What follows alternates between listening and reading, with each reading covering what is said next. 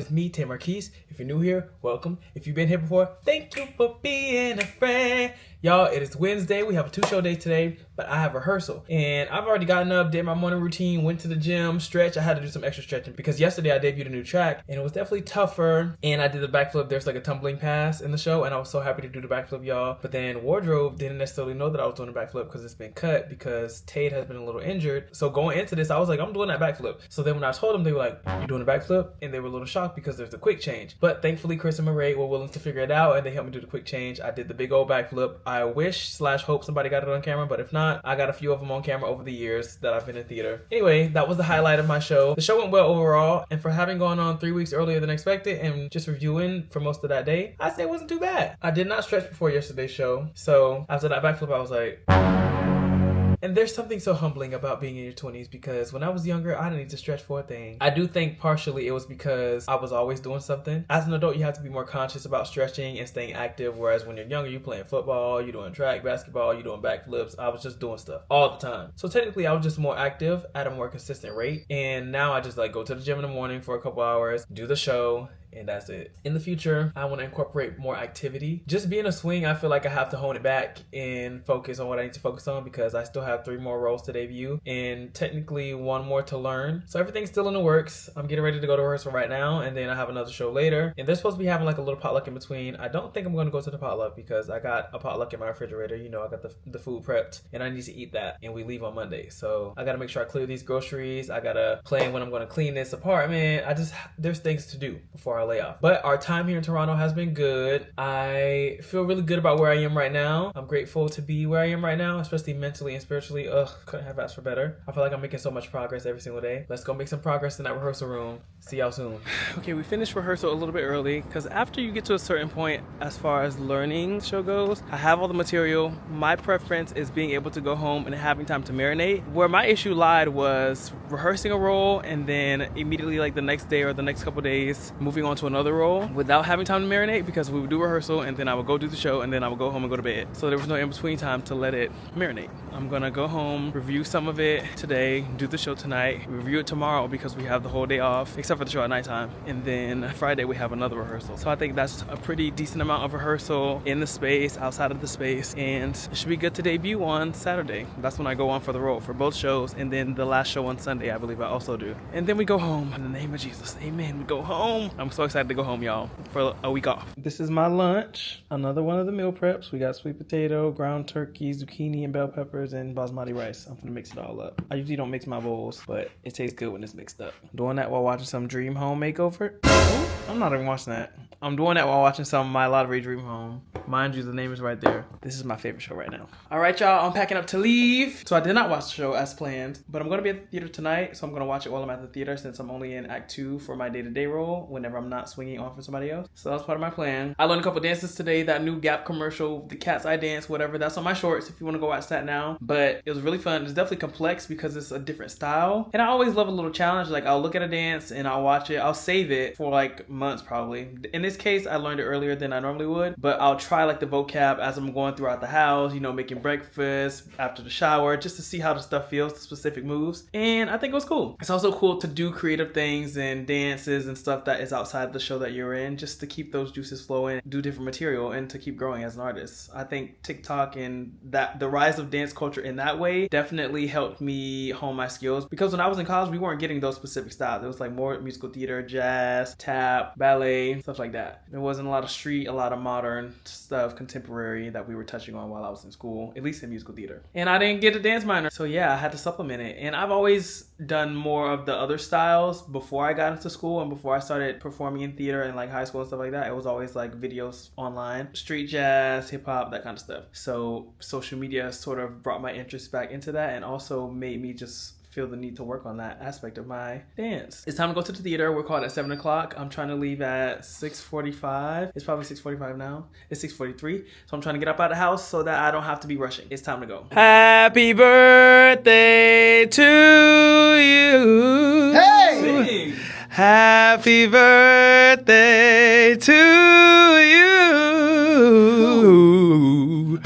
Happy birthday, dear Joshua. That's the harmony. Wait, I gotta turn the camera. Wait, the other way. Don't do it. Don't do it. Wait. Hold, please. Ready. Happy birthday to you.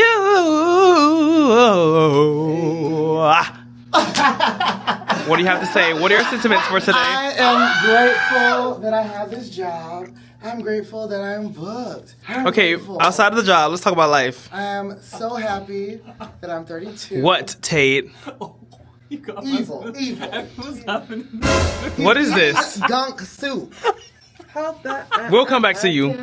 I'm so happy that I've lived this long. Honestly, I'm grateful for life. That's really the main thing. Period. You know, things could be so much worse, and I've learned so much through this year. Two lessons. Oh, 2 lessons. I can't believe it, but the one that rang true from childhood that really hit recently was don't compare yourself to others. Period. Yourself, whatever you present, makes room for you. Half hour, please, to the top of our show. Half hour, please, to the top of our show. All right, it's birthday club, y'all. Oh, they got the vegan Rice Krispie treats again. Pumpkin pie. 5, 6, 7. Happy birthday to you.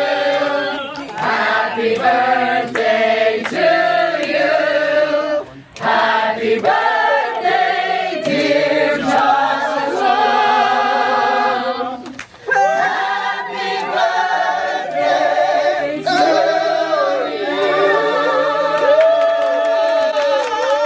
I'm just so excited. I'm so glad to be 32 now. I feel great. You know, started at 30, now we're at 32. It's been so wonderful.